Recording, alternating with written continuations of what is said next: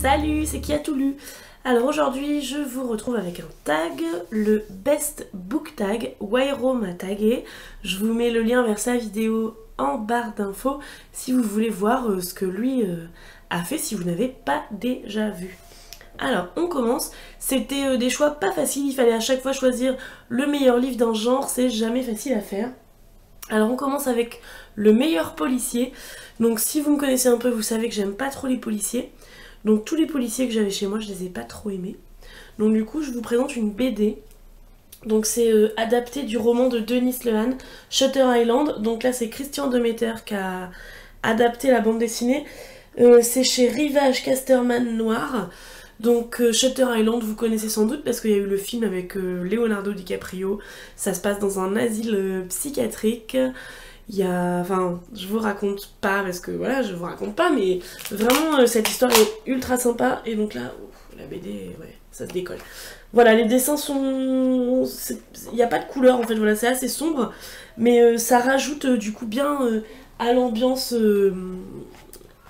Enfin, voilà, c'est un huis clos sur une île pendant une tempête dans un asile psychiatrique. Et ouais, c'est vraiment très sympa celui-là. J'aimerais d'ailleurs beaucoup lire le roman pour voir, parce que j'ai vu le film, j'ai lu la BD, j'aimerais bien lire le roman. Ensuite, c'est le meilleur livre de mon auteur préféré, donc le meilleur livre de Victor Hugo. C'est Les Misérables, là c'est le tome 1 chez Folio Classique. Bon, je vais pas vous rebassiner avec Les Misérables, je vous ai déjà parlé de Victor Hugo je ne sais combien de fois. Vous savez que c'est le livre que j'emmènerai sur une île déserte. Si vous n'avez jamais lu de Victor Hugo parce que ça vous fait peur, lancez-vous, vraiment. Ne commencez peut-être pas par Les Misérables, je vous conseillerais plus Notre-Dame de Paris. Alors peut-être que vous pouvez aussi vous dire que ça va vous gaver parce que vous connaissez déjà l'histoire. Non, non, non. L'histoire originale est différente de ce qu'on connaît dans le folklore. Voilà. Vraiment, Notre-Dame de Paris, ça vaut le coup. Mais bon, après, si vous n'avez pas peur, lisez Les Misérables, c'est un bijou. Le meilleur livre en anglais. Alors j'ai très peu de livres en anglais, donc du coup je vous présente ma lecture en cours. Aristotle and Don't Discover the Secrets of the Universe de Benjamin Alire Science, je ne sais pas. Donc là c'est chez... c'est chez qui? Simon & Schuster. Voilà, je suis à la page 49. Pour le moment, j'ai pas grand chose à en dire, sauf que ça se lit bien. Donc c'est une histoire d'amitié entre deux garçons. Voilà, pour le moment, je sais pas grand chose. On suit là le personnage d'Aristotle, il est très drôle. Et voilà, je vous en dirai plus bientôt. Le meilleur conte. Alors là, je suis contente parce que c'est un livre que je vous présente jamais. Donc le meilleur conte pour moi, c'est Le conte chaud et doux des Chaudoudous de Claude Steiner, illustré par Pef. Donc celui-là, c'est mon père qui me le lisait quand j'étais petite. Et on l'avait perdu en fait, je sais pas où il était passé ce livre. Et il y a, je sais pas, 5-6 ans, il me l'a racheté, il me l'a réoffert. Donc en fait, bon, je peux vous raconter l'histoire vite fait. Plus les dessins de Pef, voilà, c'est très bien. Donc voilà, c'est dans un monde où en fait, ils ont des Chaudoudous dans des petits paniers comme ça. Et ils peuvent se les offrir comme ça, c'est chaud, c'est doux, tout le monde s'aime, tout le monde se fait des câlins. Et en fait, dans ton sac, c'est à l'infini. Plus tu prends de Chaudoudous, plus il y a des Chaudoudous qui arrivent. Donc du coup, tu les donnes à tout le monde et tout.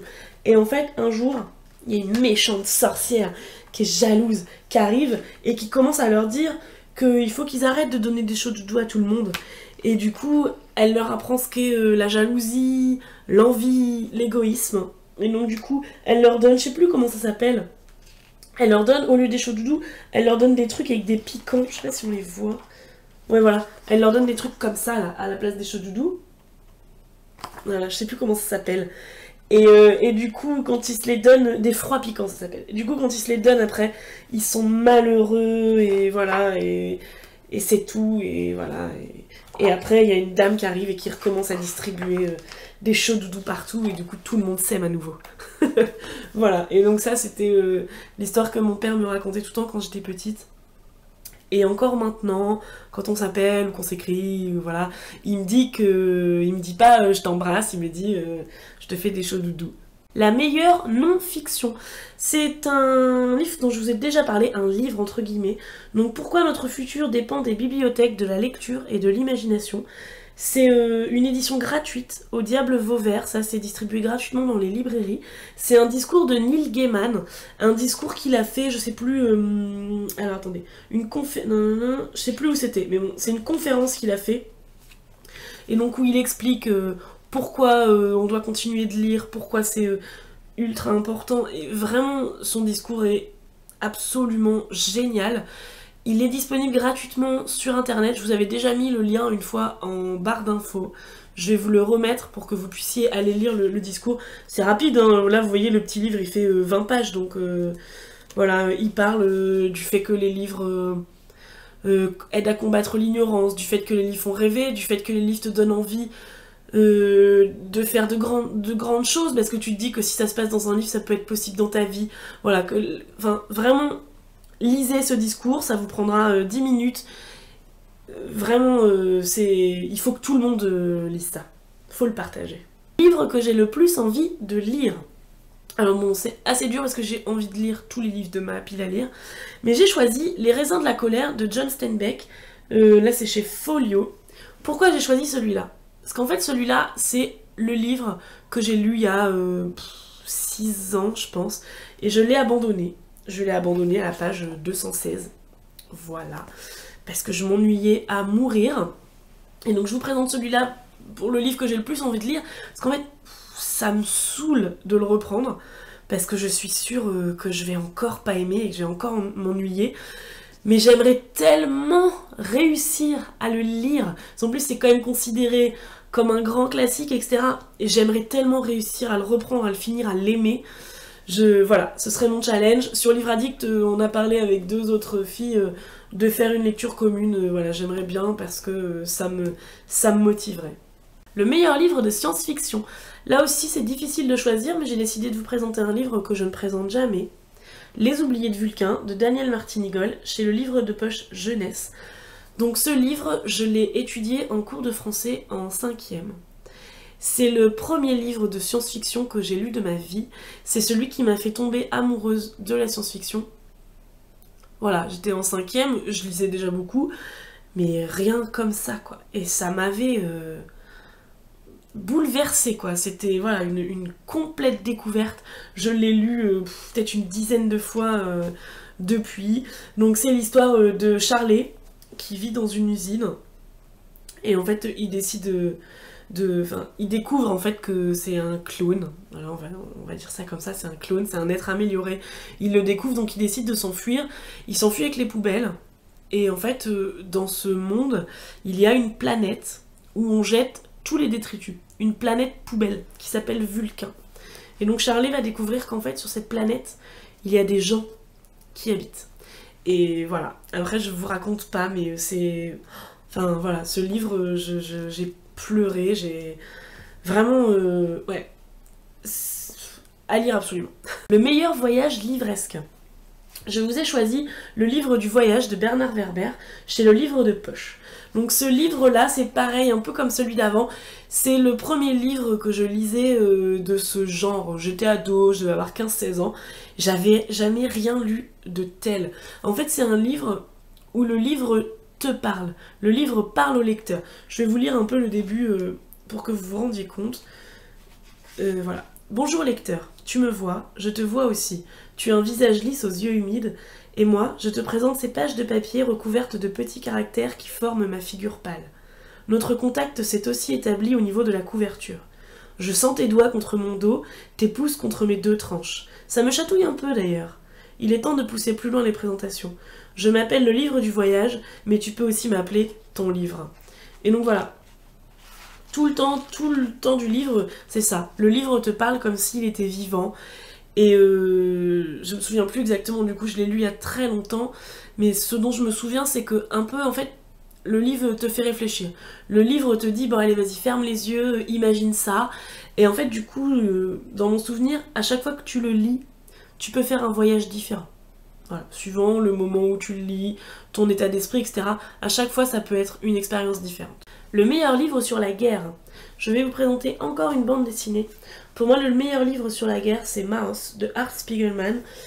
Ça, c'est chez Flammarion. Donc, Art Spiegelman, son père a été dans un camp de concentration. Et du coup, en fait, il interviewe son père. Son père lui raconte son histoire. Et donc, il représente... donc, les nazis, ce sont des chats. Les juifs, ce sont des souris. Les Russes, c'est des cochons, je crois. Enfin, les soviétiques, je ne sais plus exactement. Et donc, ouais, on alterne entre les moments du présent, où Art Spiegelman parle avec son père, et les moments où il raconte la vie de son père pendant la guerre. Et ouais, voilà, ce livre, je l'ai lu, je devais avoir 12 ans. Enfin, je l'ai lu une quinzaine de fois depuis. Et ouais, pareil, ça m'avait bouleversée. C'est poignant. Art Spiegelman, on sent quand il écrit qu'il est très touché par l'histoire de son père. Et enfin... c'est un regard très honnête de son père sur la guerre, sur la vie en camp de concentration. C'est vraiment très intéressant, très instructif. La meilleure histoire d'amour. Là encore, c'était dur de choisir. J'ai choisi La Nuit des Temps de René Barjavel, parce que Eléa et Païkan, quoi. Eléa et Païkan forever. La meilleure pièce de théâtre, je croyais que je l'avais dans ma bibliothèque, mais apparemment pas. Pour moi, la meilleure pièce de théâtre, c'est Cyrano de Bergerac de Edmond Rostand. Si vous ne connaissez pas encore cette pièce de théâtre, dépêchez-vous d'aller la lire. Vous la connaissez sûrement à cause de la tirade du nez et de Gérard Depardieu qui a joué le film, mais c'est vraiment une histoire d'amour magnifique. Certains passages, c'est limite de la poésie. Le meilleur marque-page. Alors, mon marque-page préféré, c'est celui-là. Voilà. Je l'avais acheté à l'exposition masculin-masculin. Je sais pas si vous allez voir, en fait, c'est un détail de ce tableau. Il y a un peu trop de reflets. Voilà. C'est un détail de ce tableau qui s'appelle Le pêcheur à l'épervier de Frédéric Basile. Voilà. La meilleure série télé. Alors j'aime beaucoup de séries télé, mais je vais dire que la meilleure série télé c'est Friends. C'est vraiment celle où je peux regarder les épisodes 10 fois, je vais être bidonnée à chaque fois. Et souvent même dans les situations de la vie de tous les jours, je fais « Ah mais c'était comme dans Friends quand il fait ça !» Voilà, j'adore vraiment cette série. Et pour finir, la dernière question, c'était à nous de choisir le ou les meilleurs livres. Donc je vais vous présenter le livre. Si on me disait un jour tu n'as plus jamais le droit d'avoir de livres, tous les livres disparaissent, tu as le droit d'en garder un seul. Ou alors s'il y a un incendie chez moi, c'est le livre que je sauverai. C'est un livre que je veux vous présenter depuis longtemps. Ce livre c'est Le secret de qui a tout lu. Voilà, donc comme ça vous savez d'où vient mon pseudo. Donc ce livre, c'est les textes de Martine Boscher, les dessins de Marc Jallard, chez les éditions Le Crayon d'Or. Donc ce livre, c'est celui qui m'a fait comprendre à quel point les livres étaient magiques et à quel point la lecture était quelque chose de fantastique. C'est le livre qui m'a donné envie de faire le métier que je fais aujourd'hui. C'est vraiment, voilà, c'est le livre qui a bouleversé ma vie. Donc je vous explique pourquoi. Ce livre, j'avais 6 ans. Et en fait, les éditions Le Crayon d'Or, il me semble que c'est une maison d'édition qui n'existe plus. Vous pouviez commander un livre, en fait, personnalisé. Donc là, ce livre, vous voyez, voilà. Ce livre... Voilà. Ce livre est dédié à Agathe Aulagnier, offert par Parrain Gérard pour sa petite cocotte Agathe. Voilà, donc c'est mon parrain qui m'appelait sa cocotte quand j'étais petite. Et donc ce livre, ben voilà, c'est moi dedans. Donc je suis en CP, donc voilà, il y a le nom de ma pluche, tout ça, le nom de mes meilleurs amis à la récré, ça se passe dans la classe de ma maîtresse, voilà. Tu ne veux pas savoir lire comme Nicole Benko, voilà, Nicole Benko c'était ma maîtresse de CP. Et donc du coup, ce qu'on veut c'est découvrir le secret de la lecture avec mes 2 copains. Et donc là on va découvrir une craie qui s'appelle Gribouille. Et Gribouille, elle va nous emmener dans la forêt de la sorcière qui a tout lu. La forêt des lettres qui chantent. Donc d'un coup, hop, on se promène dans la forêt et on va entendre des chants. Et en fait, voilà. Là, il y a la chorale. Je suis désolée, j'ai un peu de mal à vous montrer.